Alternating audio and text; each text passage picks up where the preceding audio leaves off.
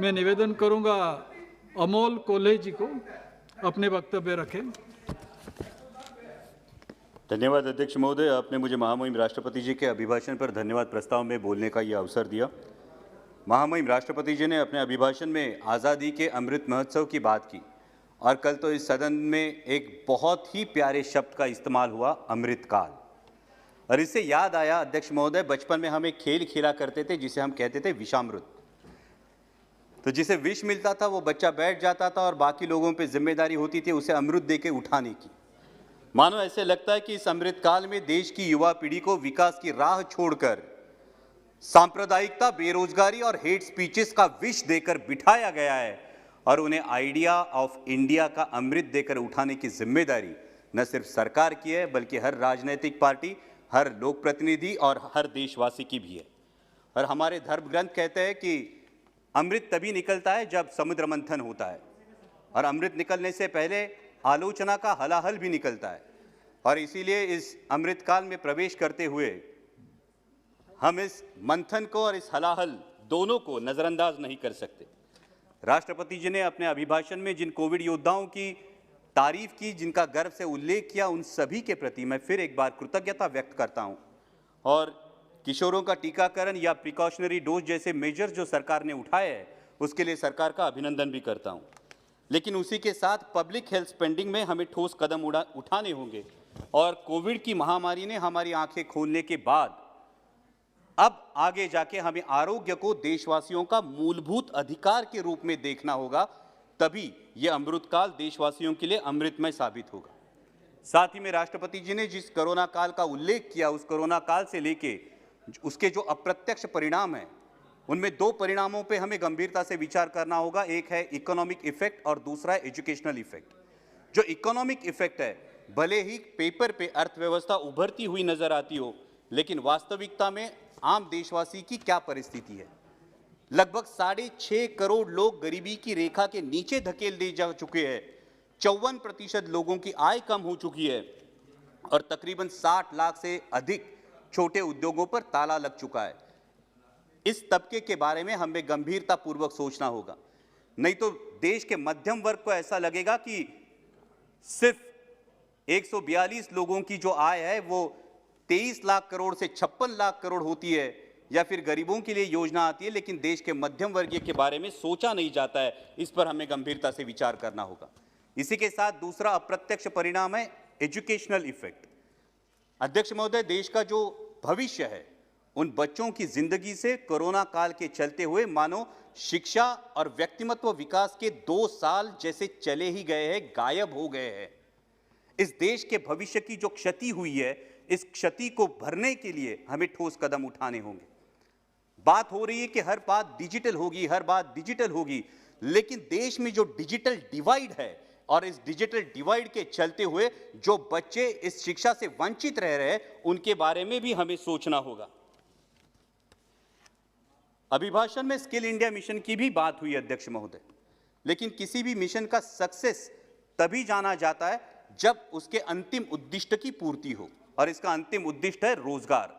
इस सरकार ने देश के युवाओं से वादा किया था कि हर साल 2 करोड़ रोजगार मिलेंगे, लेकिन अगर आंकड़े देखे जाए तो आज भी देश में 5 करोड़ युवा बेरोजगार है। और इसी के लिए स्टार्टअप्स या मेक इन इंडिया के साथ मनरेगा की स्ट्रेंथनिंग और अर्बन वर्जन ऑफ मनरेगा जैसे विकल्पों पर विचार होना चाहिए, क्योंकि हमारे देश के युवाओं में एक प्रचंड ऊर्जा है और अगर इस ऊर्जा को हम सही दिशा में संचालित करना चाहते हैं तो सरकार की जिम्मेदारी है कि वो जॉब क्रिएशन करे और युवाओं को जॉब सिक्योरिटी भी दे। अध्यक्ष महोदय, राष्ट्रपति जी ने अपने अभिभाषण में और एक बात कही जिसे हम सबको गर्व है, वो है विश्व के सबसे बड़े लोकतंत्र की, और इस लोकतंत्र का चौथा स्तंभ है पत्रकारिता। 2014 में सत्ता ग्रहण करने के बाद आदरणीय प्रधानमंत्री जी ने कहा था, I quote, democracy will not sustain if we can't guarantee freedom of speech and expression, unquote. और वास्तविकता यह है कि वर्ल्ड प्रेस फ्रीडम इंडेक्स में अपना देश 180 देशों में 142वें 142nd आउट ऑफ 180 142वें पायदान पर खिसक गया है।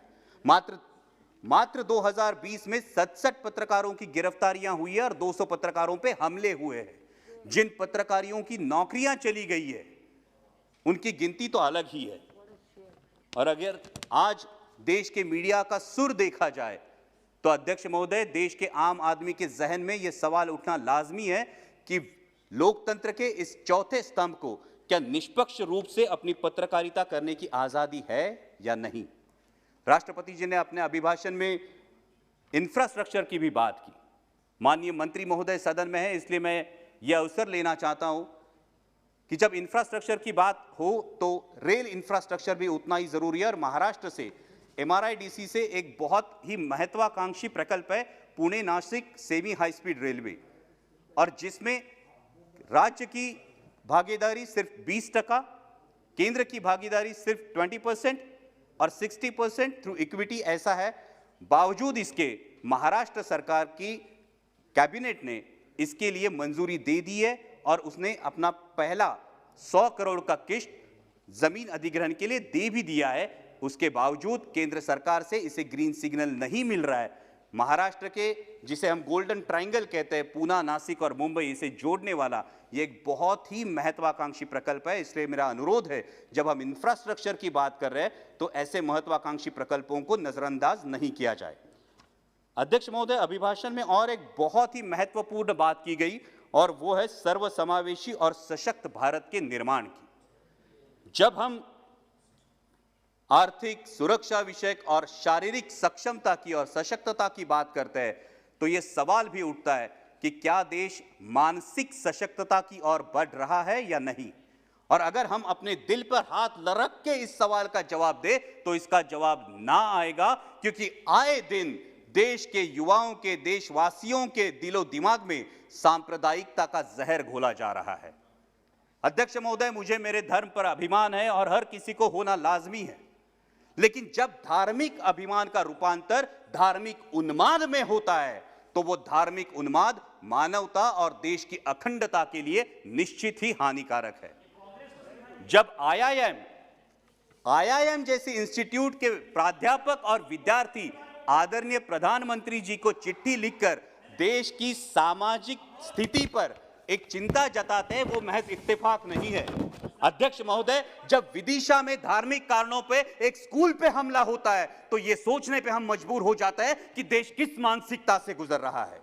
आज देश के युवाओं के हाथ में पत्थर है अध्यक्ष महोदय, लेकिन युवाओं को बताने की जरूरत है कि इस पत्थर का उपयोग रचनात्मक निर्माण के लिए किया जाना चाहिए, ना कि किसी पर फेंकने के लिए। क्योंकि किसी पर अगर पत्थर फेंका जाए तो न सिर्फ शरीर लहूलुहान होता है बल्कि देश की अखंडता भी लहूलुहान होती है।